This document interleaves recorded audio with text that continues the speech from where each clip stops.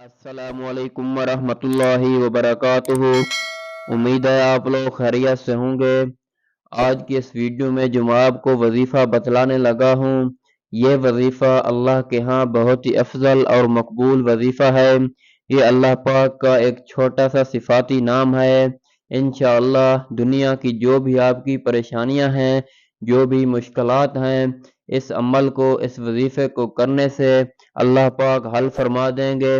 اگر کوئی شخص پریشان ہے، مصیبتوں نے گھیرا ہوا ہے، نکلنے کا کوئی راستہ نہیں ہے، تو اس اسم مبارک کو پڑھنے سے اللہ پاک اس کی جو بھی پریشانیاں ہیں، جو بھی مشکلات ہیں، اللہ پاک حل فرما دیں گے۔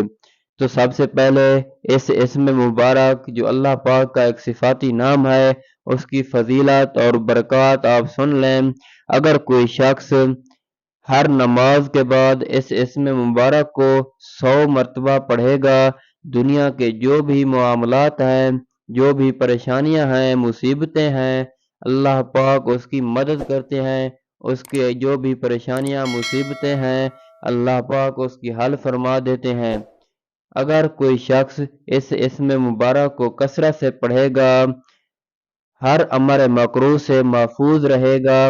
اگر کوئی شخص بیمار ہے تو اسے لکھ کر، دھو کر، پانی پلانے سے، اگر شدید بخار ہے تو اللہ پاک اسے شفا یاب کر دیں گے۔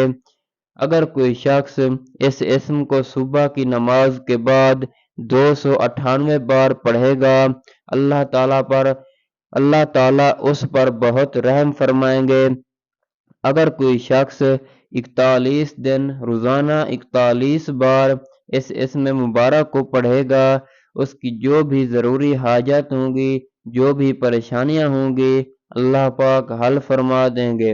اگر کسی شخص کو کسی حکمران سے، کسی جابر حکمران سے کوئی کام ہے، اگر وہ جابر حکمران کے شر سے بچنا چاہتا ہے تو اس اسم مبارک کو کثرت سے پڑھے، اللہ پاک اسے اس ظالم کے شر سے بچا لیں گے۔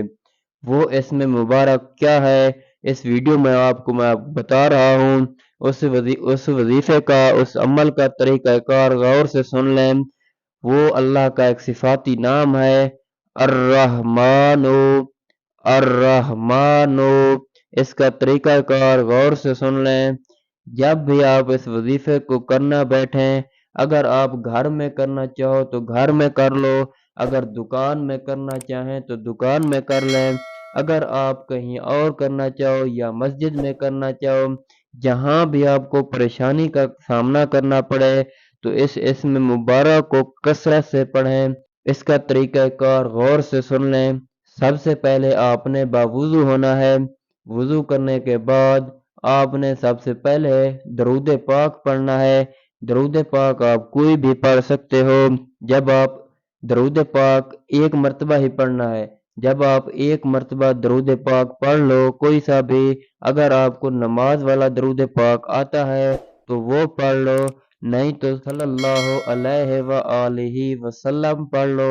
اگر کوئی اور درود پاک آپ کو آتا ہے تو وہ پڑھ لو۔ درود پاک پڑھنے کے بعد آپ نے وہ والا وظیفہ پڑھنا ہے، یا رحمانو، یا رحمانو۔ اگر آپ کے پاس تسبیح ہے تو تسبیح کے دانوں پر پڑھ لو، نہیں تو سیدھے ہاتھ کی انگلیوں پر پڑھ لو۔ کم سے کم آپ نے اس عمل کو، اس وظیفے کو 100 مرتبہ پڑھنا ہے۔ اگر اس سے زیادہ مرتبہ بھی پڑھ لو تو اس میں کوئی حرج نہیں ہے۔ جب آپ اس وظیفے کو 100 مرتبہ پڑھ لو تو اس کے بعد آپ نے آخر میں پھر درود پاک پڑھنا ہے۔ درود پاک کوئی بھی پڑھ سکتے ہو، چاہو تو آپ نماز والا پڑھ لو، لیکن آپ نے خیال صرف ایک ہی کرنا ہے۔ اگر آپ نے شروع میں جو درود پاک پڑھا تھا وہی آخر میں پڑھا تو ٹھیک ہے، نہیں اگر آخر میں کوئی اور درود پاک پڑھا تو وظیفہ صحیح نہیں ہے۔ وظیفہ صحیح ہے لیکن اس کا طریقہ کار جو آپ نے کیا وہ صحیح نہیں ہے۔ سب سے پہلے جو آپ نے وظیفہ کیا، درود پاک پڑھا تھا، وہی آپ نے آخر میں پڑھنا ہے۔ جب آپ درود پاک پڑھ لو تو اس کے بعد آپ نے آخر میں اپنے رب کے سامنے جو بھی مراد ہے، جو بھی پریشانیاں ہیں، اس کی دعا مانگنی ہے۔ اللہ پاک آپ کی جو بھی مشکلات ہوں گی، اللہ پاک آپ کی حل فرما دیں گے۔